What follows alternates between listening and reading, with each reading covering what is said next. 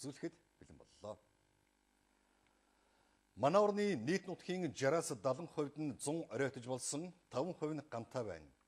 Түүнчлэн цаг уурын урьдчилсан мэдээнээс харахад энэ өвөл олон жилийн дунджаас хүйтэн хатуухан болох төлөв гарсан. Тиймээс малчид хадлан болон гар тижээлийн хангалттай хэмжээнд нөөцлөж өвлийн бэлтгэлийн сайтар базаахыг онцгой байдлын ерөнхий газраас анхааруулж байна. Хадлан бэлтгэх оргил үе буюу намрын саруудад ойр ойрхон цочор хүүтрэх цаг уурын урьдчилсан мэдээ ирсэн. Өөрөөр хэлбэл намрын налгар өдрүүд тийм ч удаа үргэлжлэхгүй боломжит цагийг ашиглаад хатуу өвлийг давах бэлтгэлээ өрх бүр чадлынхаа хэмжээнд базаах шаардлагатай байна. Өнгөрсөн жилийн өвлжилтийн бэлтгэлээс харахад энэ ажлыг нэр төдий оромддог тохиолдол цөөнгүй орон нутагт ажиглагдсан. Байгалийн гам шиг үүнийг харгалзаж үзэхгүй гэдгийг ойлгох нь чухал байгаа юм а. Нийт аймгийн онцгой комиссийн бүрэлдэхүүн шинжилэн томилогдож амжааг байгаа. Энэ орон нутгийн сонгуультай холбогдуулаад.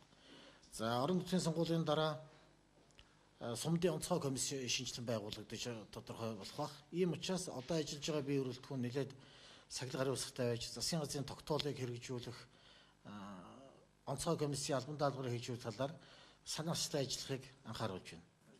Жил бүрийн намар нийт малын 25%-ийг 3-аас доошгүй хоног тижээх хэмжээний өвс тижээлийг улсын нөөцөд хуримтлуулан хадгалах ёстой. Улсын нөөцөд өвс тижээл хадлан авах сонгон шалгаруулалт 50% үргэлжилж байна. 10 дугаар сарын 1 гэхэд 100% хүрэхээр ажиллаж байгаа юм байна. Гэхдээ зуд тохиолдлоо гэд дан ганц улсын нөөцөд найдаад сууж болохгүй. Орон нутаг бүр өвс тижээлийн аюулгүй нөөцөө бүрдүүлсэн байх учиртай.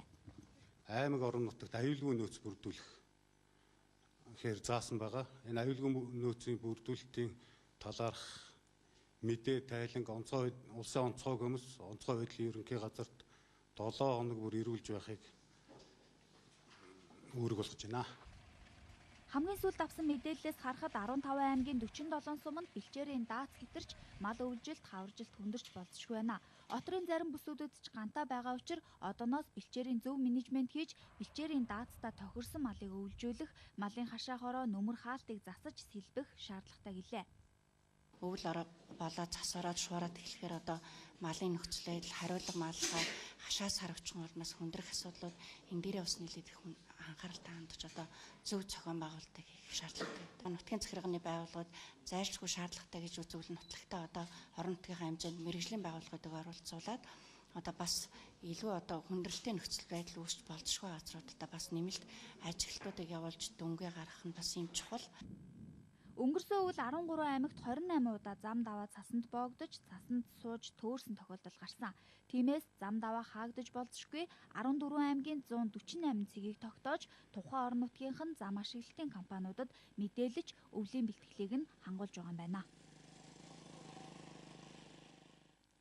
Засгийн газрын ээлжид хуралдаан